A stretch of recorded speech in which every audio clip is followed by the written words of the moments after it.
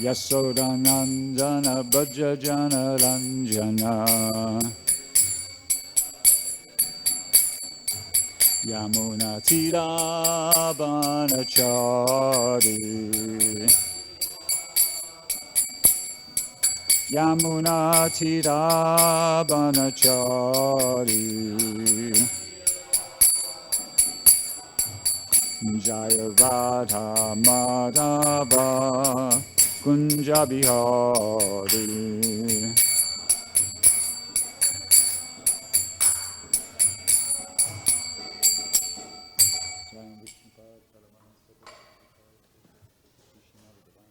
Bhaktivedanta Swami Srila Prabhupada ki jai. ISKCON BBD founder Acharya Srila Prabhupada ki jai. Jai Vishnupad Paramahansa Padavajagacharya Stota Shri Srimad Divine Grace Bhakti Siddhanta Saraswati Goswami Maharaj ki jai. Ananta Gaudiya Vaishnavrinda ki jai. Namacharya Shri Haridas Thakur ki jai. Prem se kaho Shri Krishna Chaitanya Prabhu Nityananda Shri Advaita Gadadhar Shri Vasudeva Gaura Bhakta Vrinda ki jai. Shri Shri Radha Krishna Go Gopinath Shyamakunda Radhakunda Giri Govardhan ki jai. Vrindavan Dham ki jai. Navadvip Mayapur Dham ki jai. Ganga Jamuna Mai ki jai. Tulasi Devi Mahadani ki jai. Bhakti Devi ki jai. Samveda Bhakta Vrinda ki jai. All glories to the assembled devotees. All glories to the assembled devotees. All glories to the assembled devotees. All glories to Sri Sri Guru and Gauranga. All glories to Srila Prabhupada. Om Namo Bhagavate Vasudevaya. Om Namo Bhagavate Vasudevaya. Om Namo Bhagavate Vasudevaya. So reading from Srimad Bhagavatam, 3rd Canto, Chapter 27, Text number 9. Sa-anubandhe cha dehe sminn. Sa-anubandhe cha dehe sminn. Akurvan asad-āgraham. Akurvan asat-āgraham. Jñānena dṛṣṭa-tattvena. Jñānena dṛṣṭa-tattvena. Prakṛteḥ puruṣasya ca. Prakṛteḥ puruṣasya ca. Sānubandhe ca dehe sminn. Akurvan asad-āgraham. Jñānena dṛṣṭa-tattvena. Prakṛteḥ puruṣasya ca.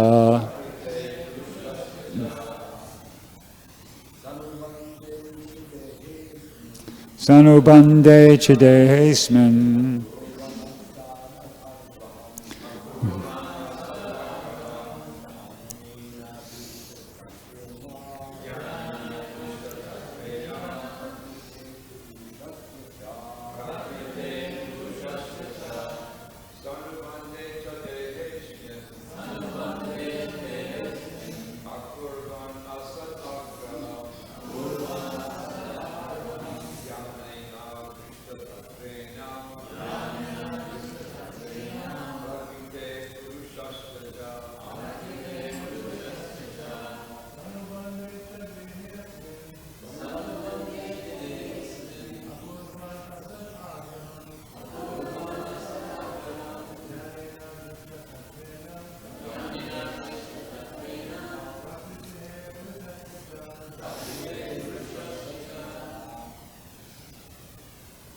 Vaishnavis? Okay, good. Yeah.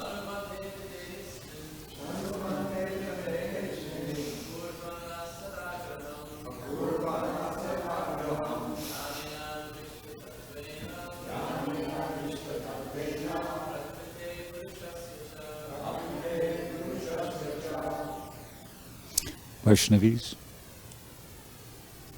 Takers?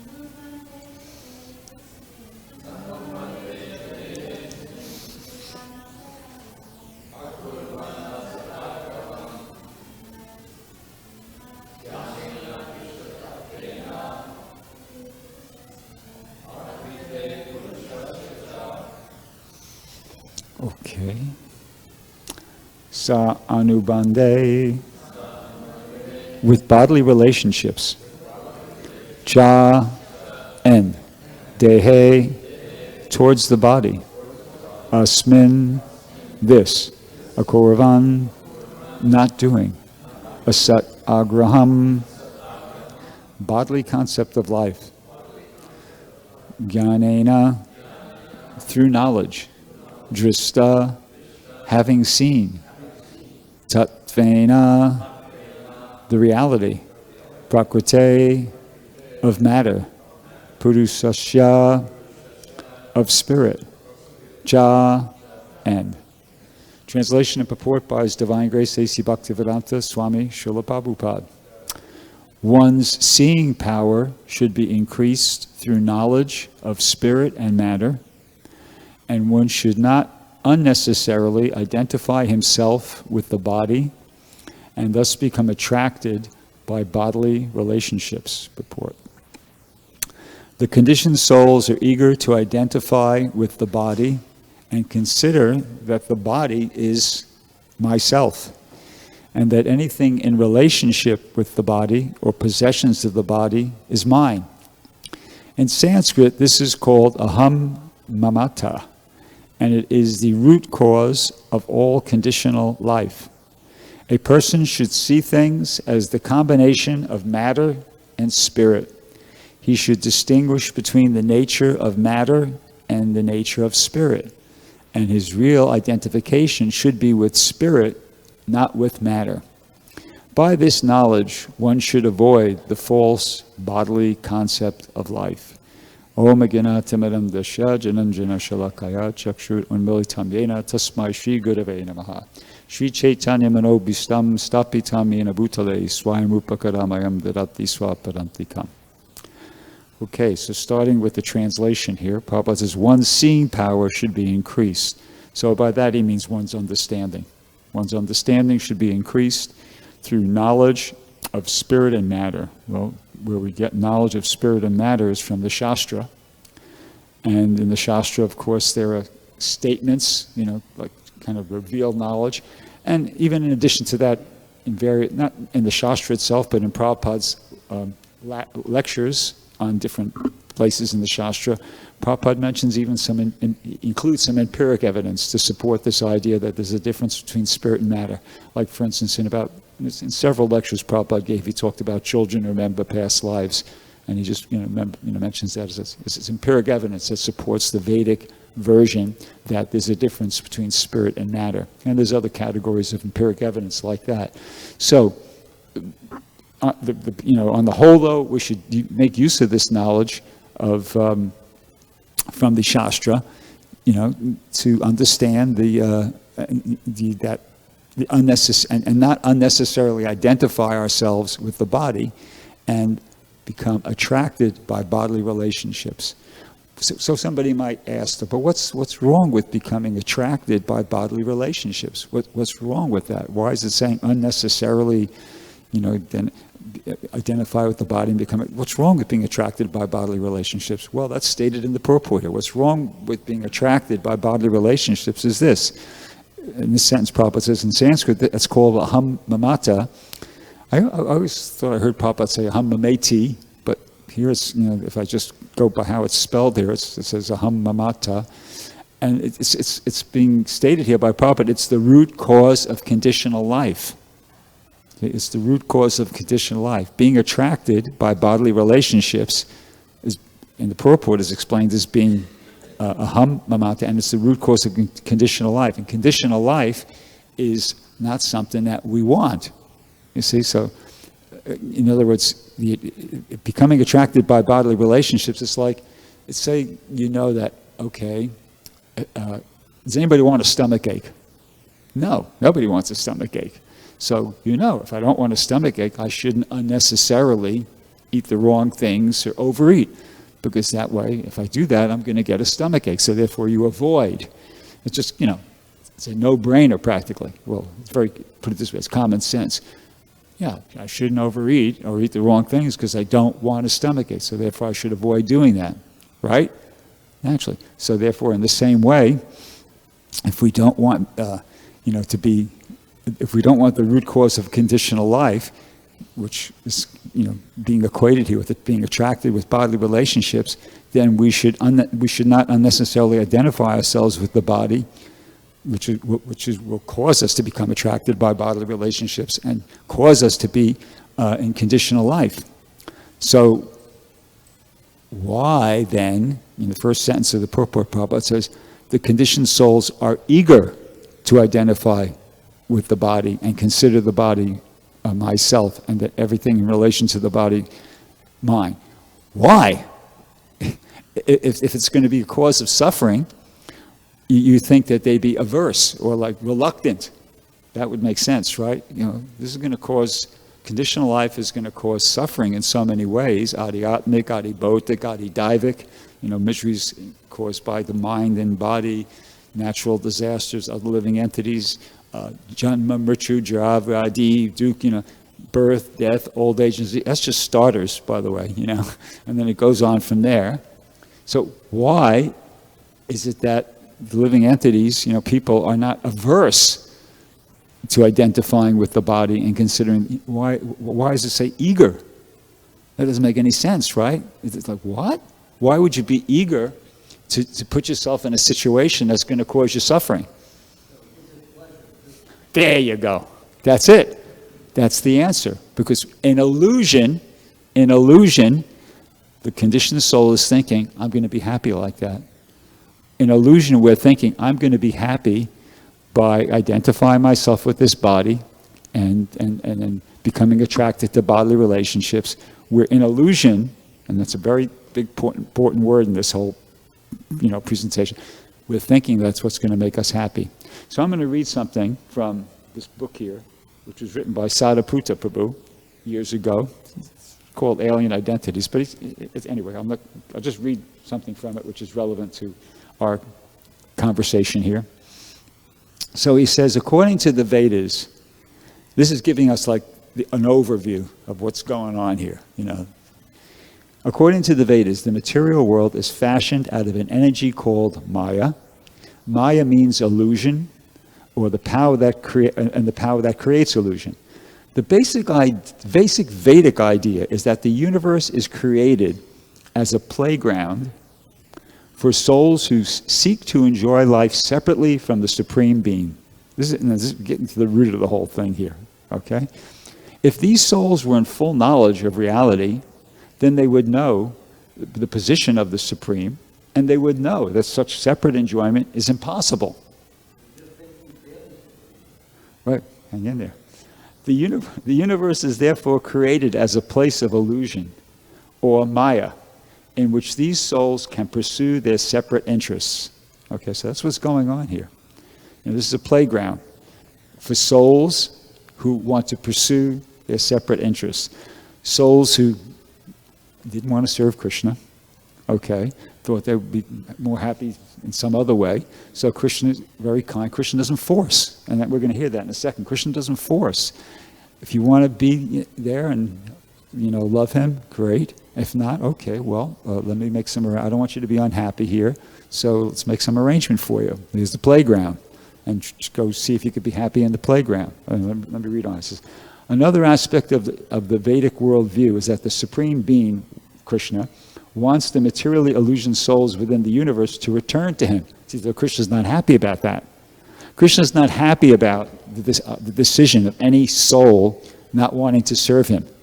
But he respects, because he respects the free will. He's not happy about it, but okay, is that what you want to do? I'll give it a hypothetical analogy in a minute. So for this, so he wants everybody to return. He says, but for this to be meaningful, it must be voluntary. The real essence of the soul is to act freely out of love. Thus, if a soul is forced to act by superior power, which Krishna could, definitely utilize if he wanted to, then the essence cannot be realized. For this reason, the Supreme Being tries to give the soul the knowledge of how to return to the Supreme in a delicate way that does not overpower the soul's free will. See? So here's like a hypothetical situation. Imagine there's a family, wealthy family, nice family, big family, and they have a big, nice house on 10 acres of land, and everything's really nice, okay? And, the relatives are coming. It's Thanksgiving or something like that, some holiday, and all the relatives are supposed to be coming. The husband's brothers and sisters with their kids, and the wife's brothers and sisters and their kids, and the grandparents on both. Everybody's coming, okay? And in this family, there's like half a dozen children, and one of the children, he just doesn't want to participate. He knows what the importance of the occasion. He knows everything. He's just out of ignorant foolishness. He doesn't want to participate. He knows that this is an important occasion, and everybody's coming. The grandparents, his cousins, his aunts, his uncles, and he just doesn't want to do what he's supposed to do. And so the parents don't want to force him. So his father says, "Okay, you don't want to be part of what's going on. It's all right. Well, go out. You can play in the yard there. Play with the dogs. Go out in the in the stable there and play with the animals." And and so he does. And then periodically, his mother comes out after an hour or so, or his father comes out, and maybe his brother or his sister, and hey, so and so, hey Jimmy, come on, don't you? Everybody's here. All your cousins are here. Your aunts, everybody's asking where you are. You want? No, I'm not into it. I'm going to stay out here. Play. You see? So in other words, they're trying. The family is trying to, to do something to get Jimmy to come into the house and do what he's supposed to do, which is, socialize with his family and everything, be a proper member of the family. But he doesn't want to do it. So the parents are okay. Do your thing. You see? So that's what's kind of going on. Krishna, he's trying, but as it says here, he does it in a delicate way that doesn't overpower the soul's free will. Pardon me if the analogy wasn't so perfect, but that's the idea. I was trying to make this point, that Krishna is doing things in a delicate way that doesn't overpower the soul's free will. His preaching is there. Krishna comes as different avatars. He sends devotees to preach, and we're distributing books, etc. So it's there. It's Krishna's trying to get everybody back. But he's doing it in such a way, the delicate way, which doesn't overpower the soul's free will. You see? So that's there. Now, what we have now, though, in the world is a situation where something like this, so going back to our hypothetical analogy there, imagine Jimmy, his cousins, and some of the, they find out Jimmy's out there playing with the animals, and they want to go out there too. And then, a dozen of them, one, and then another, and then about a dozen of them are out there just playing in the barn there with Jimmy with the animals, and it's disrupting the whole thing. It's a Christian family or a Jewish family, or so whatever. They have some religious things they're supposed to be doing, all the kids, everybody's going out there it's just messing up the whole program, you see? So that's what's going on, and this is kind of what's happening here in the material world. And I'll read something that kind of relates to that. It says, okay, this is, I'll just read it and then maybe I'll clarify.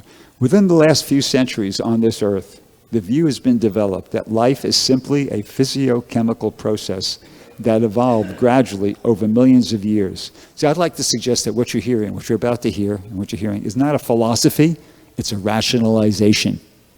See? And the distinction I make there is that these people who don't want to serve Krishna, they have an agenda. There's an agenda for people being here, and their agenda is, I don't want to serve Krishna. And then in order to justify that in their mind, they come up with a rationalization, which they label as a philosophy. And you're about to hear it. You're hearing it. It's really a rationalization. It's just something they're using to justify in their mind that I don't have to serve Krishna, and they call it a philosophy. And this is how it's described. That life is just simply a physiochemical process that evolved gradually over millions of years. According to this view, we are the topmost products of evolution on this planet. If there is life elsewhere in the universe, it also had to slowly evolve on planets with suitable conditions. Therefore, intelligent life forms that might be superior to us are likely to be safely far away and we don't have to worry about them. So Sariputta commented, this view is highly conducive to a program of free enjoyment and exploitation for people of this earth, that's obviously correct. But he goes on to say, but unfortunately, such a program causes damage to the Earth's biosphere, pollution and so many different things we hear from Mother Shamapriya's classes, all the different damage to the Earth's biosphere. And it blocks the path of advancement for those who might want to learn about their spiritual nature. This means that even though the modern materialistic worldview expedites the free will of some persons, gross materialists who really don't want to serve Krishna and don't want to be reminded that that's what they're really supposed to be doing. So, it expedites their free will, right? But it blocks the free will of others. And that's the situation we're in now. Prabhupada said this material world is being managed by Rakshasas, man-eating demons who will crush their own sons for the satisfaction of their senses. That's why it's so hard to spread Krishna consciousness, because the vast majority, the predominant force is materialistic. People are predominantly, gross materialists. They buy into this, what you just heard there. They're thinking this life is meant for just enjoyment. So they're messing up the biosphere, right? And even more important, more significant than that, they're blocking, as we just heard, they're blocking the path of advancement for those who might want to learn about their spiritual nature. See, and that's why it's so hard to spread the Krishna consciousness movement. Yeah, that philosophy very nicely expedites their free will, but it's blocking the free wills of others. Okay, so that's a point. So, so the solution to the whole problem is an individual has to make a decision. It comes back to an individual. An individual has to make a decision that they want to cooperate. They want, just like in that analogy I gave, with a hypothetical situation. What's the solution to that whole problem? Jimmy just has to make a decision. Okay, you know what? My parents are right. This doesn't happen every day. It's just the family's coming once a year. Let me just cooperate. Let me cooperate. Let me go back in the house, take a shower, put on some good clothes, and, meet everybody and do what I'm supposed to do as part of the family. You see?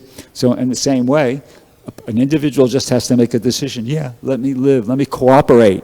Let me be willing to live in harmony, in compliance, in submission, and cooperation with the will of Krishna. That's when a person makes that decision, then everything starts kind of falling in place. Because once you decide to do that, and you come in contact with the bona fide spiritual master, Brahmanda Brahmite Kona Bhagavan Jeev, Guru Krishna Prasade Bhai Bhakti Lada Bij. That actually might come before your decision to do that. That might, because Krishna, as we said, it's coming from both sides. We have to be willing to cooperate, but he's reaching out. There's outreach on Krishna's part. So the outreach might precede our decision to cooperate. Not either way is okay, but the point is that once that the soul is agreeable to cooperate with the will of Krishna, and then the next thing is you've learned from the spiritual master, you come in contact with the spiritual master, and you learn from the spiritual master how to engage in devotional service. Particular specifics. You learn the specific things. Okay, rise early in the morning, attend Mangalarti, do sadhana, chant 16 rounds, follow the Four Great Principles, engage in devotional service. You learn these things, and then if you're intelligent, you'll do them. You do them because that's a solution to the whole problem. That's how you get out of the bodily concept of life, right? And this is a playground. This is a dream world. You want to get out of this dream, you got to engage in devotional service. And then what happens is, Krishna very clearly states it in the 10th chapter of the Bhagavad Gita. He says, to those who are constantly devoted and worship me with love, I give them the intelligence by which they can come to me. Out of compassion for them, I, who am dwelling within their heart, destroy with the shining lamp of knowledge the darkness born of ignorance. In other words, Krishna gets you out of this illusion that you're this body. He actually, by Krishna, as a result of surrendering and engaging in devotional service, Krishna, by his mercy, will allow us to get out of illusion and allow us to understand that, yeah, actually, I'm a soul. I'm a soul in a body, you know? And this is just one of many millions of bodies I've had. My real identity is that I'm the eternal servant of Krishna. And all I'm really meant to be doing is just engaging in devotional service. There's really nothing else that that I really have to do. That's it. I just have to be favorably engaged in devotional service, and that takes care of everything. You see? That's the reward as a result of surrendering and trying to engage favorably in devotional service. So this is something that's, it's doable, you know? It's doable. It's a work in progress. It doesn't happen like that overnight, you know, but it is doable. I mean, we can follow the instructions of the spiritual master, and, but we have to make an effort. But the thing is this, we can make an effort. You know, it's not like we can't make an effort. People are making an effort all the time. I mean, if you go out of this room and you go just look down this, all you're seeing is the result of people's efforts. These buildings didn't come up without any effort. Those roads weren't built without any effort. The cars aren't there. People can make efforts. That's human nature. Even animals can make efforts. Living creatures can make an effort. So the point is, we should make an effort for this. We're already making effort.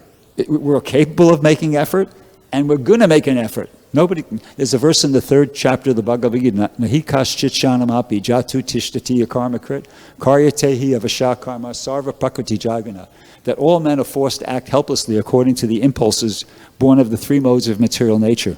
No one can refrain from doing something, not even for a moment. And Prabhupada, in the purport, he makes the point, he says, unless one is engaged in the good works of Krishna consciousness, in other words, unless one is engaged in devotional service, he'll be forced to act according to the dictates. He'll be forced to act in illusory activities, in activities dictated by the illusory energy. See? So it's not like, you can become free from making an effort. It's just a question of what you want to make an effort for. You see? If we're not willing to make an effort to, engage in devotional service, then we're going to make effort. It's not like, okay, well, then you could just cruise, Life of Riley. No. You're going to be making an effort, but that effort is just going to be shrama evahi kevalam, useless waste of time, because it's just going to be, you're going to be making an effort to improve your material situation, which according to other places in the philosophy you can't really do anyway, and you're not getting any benefit from that. See, so we can make an effort. The energy of the human body is meant for making this effort. That's why, and Prabhupada would say that, and the way he would say it is, human life is meant for tapasya. That's what that means. The energy of the human body is meant for making this effort to advance in devotional service. So we should do like that. And sometimes, we might be thinking, well, it's too much. I can't do that. I'm not. I know that's right, but it's too difficult. It's too that's just my illusory thinking. The human body is capable of so much. I'll just give a couple mundane examples just to make one mundane example to make a point. There are people, men, okay, maybe some women too. They can run 26 miles in under 2 hours. That means they're running each mile in less than 5 minutes. Does anybody here do any running before they became a devotee? To run 1 mile in under 5 minutes is really like quite a feat. You got to train for that. Okay, so there are people who are running 26 consecutive miles, back to back to back to back to back, in less than 5 minutes each. It's like, what? But see, the point is that the human body is capable of so many far out things, But if people are doing these, using it for sense gratification, but like you said, it's just like if you have like a really, brand new state-of-the-art computer, you can manage a whole, country with that thing. But you got to know how to use it. You see, if you're just using it to just kind of like turn it on and surf the net, to watch some video or check your email, yeah, that's okay, that's something, but that's like a gross underutilization of that thing that you got. Learn how to use it, Same thing with the human body. Human body has incredible potential, If we're thinking that we don't got what it takes to get up and do the basic things of Krishna consciousness, it's okay, but just we should understand. I'm trying to say this politely and gently. We should just understand we're an illusion. If you're thinking that I don't got what it takes to get up, early, to be on time, be for Mangalarti and chant 16 rounds and follow the Four Principles, engage in 4, 5, 6 hours of devotional service every day, then just understand, politely, but you're an illusion. You could do it, believe me. The human body's capable of that. It's capable of way more than that, you see? So, anyway, that's just something to think about. We shouldn't be devotional wimps. We could do it, and we should try to do it. And just one final last little suggestion here. If sometimes in the beginning, it might be when you start trying to push yourself to do something, especially if we don't have a taste, it could be kind of like you just feel like, well, I'm just pushing myself. I'm really not getting any taste from doing this. I'm just pushing myself. I feel like I'm just getting tired and stressed out. And you might experience that initially. I've gone through that. I actually had a thing where this is an honest example. About 2 years ago, I used to watch Veda Prakash come into the temple room here and sit down and chant his rounds. And I used to look and I say, man, I could never do that. I had it in my head because for the years I've just always been walking around and like that. I could never do that. And then I can't remember what happened. Maybe I got sick or I hurt my leg. I can't remember. But I got in a situation where I had to start sitting down to chant. And I found it took me a while, but I realized, well, actually, I can do it. When I used to look at it and I think, there's no way I could do it. Physically, that's impossible for me. But then with practice, and now I could do it. I can actually sit down and chant all 16 rounds, just sitting there, chanting, like I see other devotees do. But 2 years ago, I thought, there's no way, absolutely no way I could do that. It's physically impossible. There's no way I'll ever be able to do that. But I was wrong, you see? So it's like that. It's a lot of times we're just kind of like in illusion about what we could do. But anyway, in the event that you try to start off with, you kind of try something and you're finding it very hard, give yourself a chance to recover. And this is might sound very almost silly, but it's actually very practical.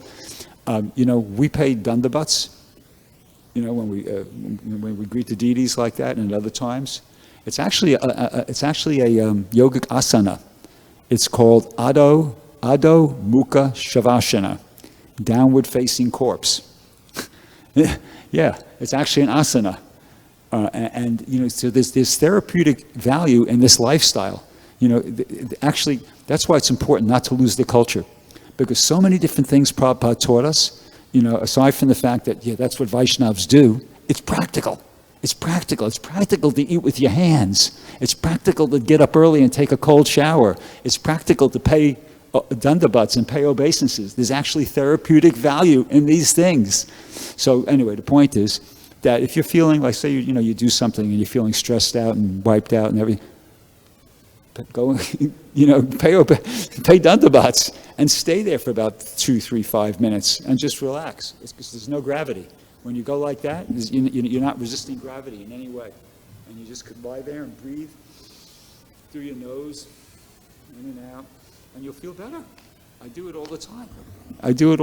And it works. It actually works. You see, it's a Vedic, it's actually an asana, we just think of it, paying dandavats. But anyway, that's just something. And there's other little things, and Krishna will reveal to you, there's an expression where there's a will, there's a way. Once you make up your mind, I'm going to increase my devotional service. I'm going to increase in whatever way you think that you. Krishna will give you he'll give you he gives you the tips. He'll show you little different things. How you can adjust your life in such a way to make it possible. Here's Mother Shama Priya. She can chant for hours on end. I'm thinking, I might be. I don't know if the situation is going to come out where I'll learn I'm wrong about that. But I just watch. I go, how could she do that? How could she just come in the temple room and just sit there and chant for 2, 3, 4 hours like that? But she has a desire, and Krishna's revealed to her. Krishna's revealed to her how to organize her life in such a way that she could do it through determination and kind of inspiration and different. Krishna revealed to her how to do it. You see, so it's kind of like that's how it works. If you have the desire and you try, and then Krishna, as he says, I give them the intelligence by which they can come to me. So anyway, that's all I have to say. So, Prabhu.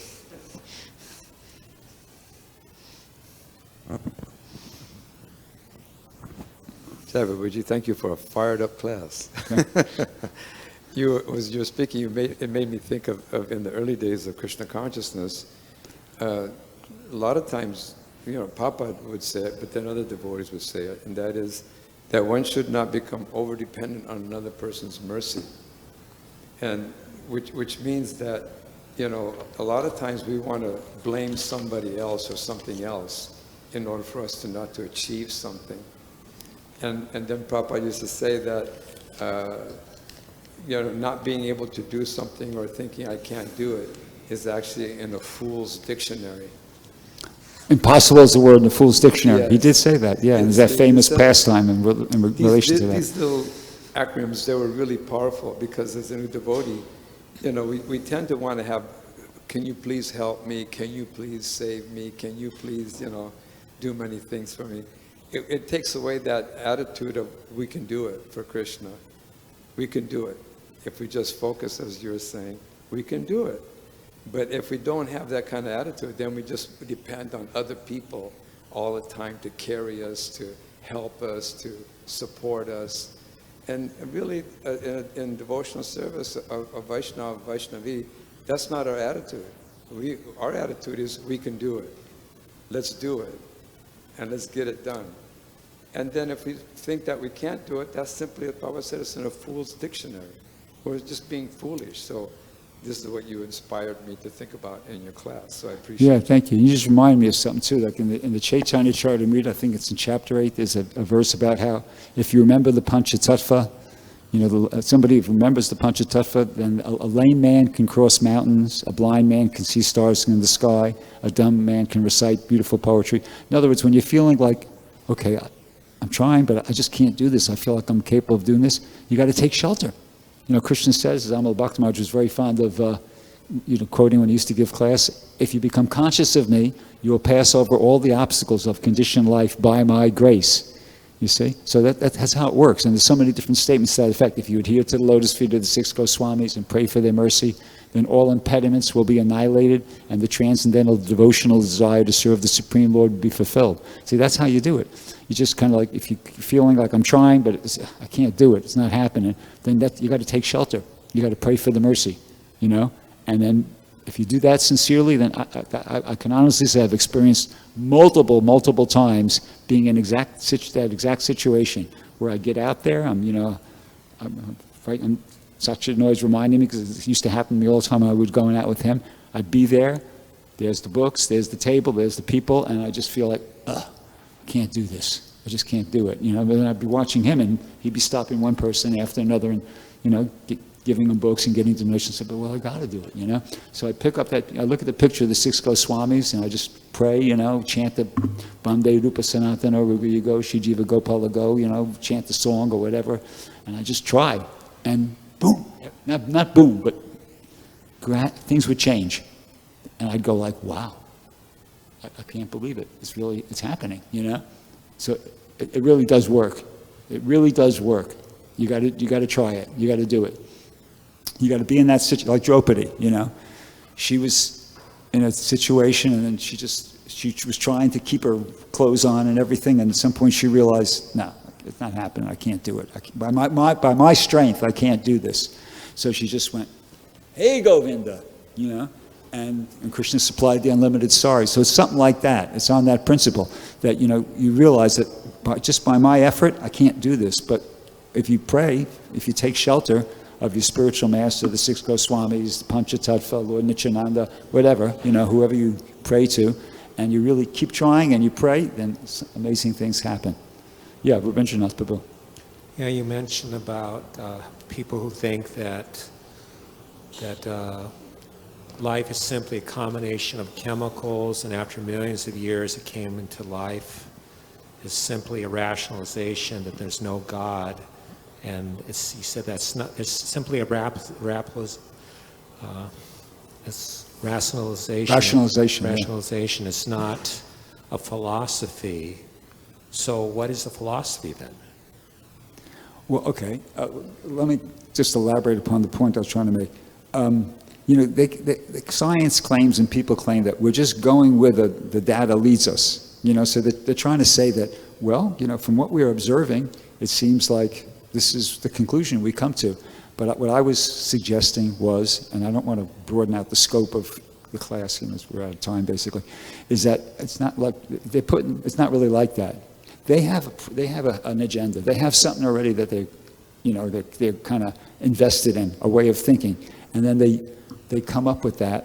They manufactured that particular worldview to accommodate and support their preconceived and determined mentality. It's not like that they're just, we're just really objective, We're just following where the data leads, and this is the conclusion we come to. It's not like that. They already have. In one book, Sariputta wrote this book, Mechanistic and Non-Mechanistic Science, and there's one section where he refers to as negative theology. In other words, plain and simple language is, a lot of these people, scientists and so forth, they had a resentment for religion.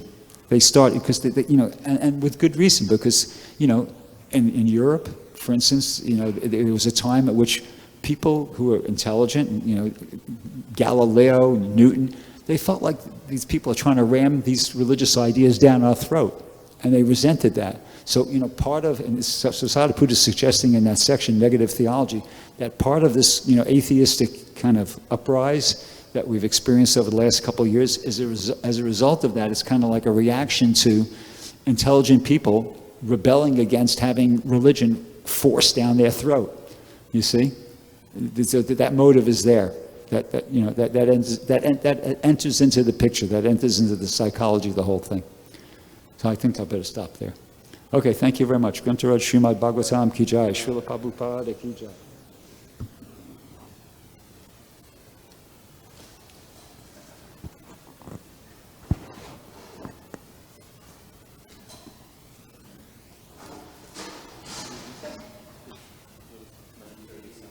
Yeah. Well, let's just take that. Actually, our first stop is going to be the records.